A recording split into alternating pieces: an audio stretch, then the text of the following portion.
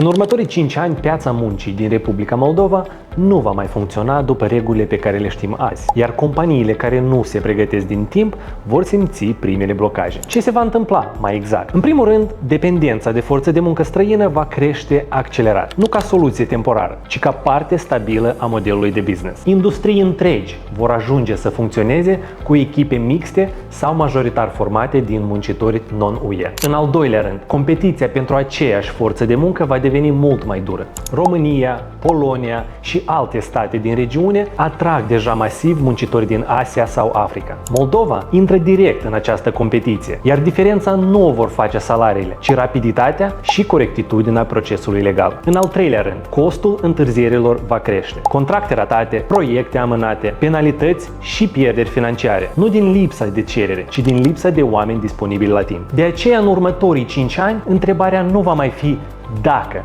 veți lucra cu forță de muncă străină, ci cât de bine este gestionat acest proces din punct de vedere legal. La compania juridică Emigrare MD ajutăm companiile să se adapteze acestei noi realități. Documente corecte, permise obținute la timp și monitorizare completă, fără riscuri sau improvizații. Dacă analizați deja această direcție, momentul potrivit este acum, pentru că cei care încep corect de la început vor avea un avantaj clar în următorii 5 ani. Așa că dacă aveți deja forță de muncă străină pe care intenționați să o angajați, obțineți o consultație profesională chiar acum.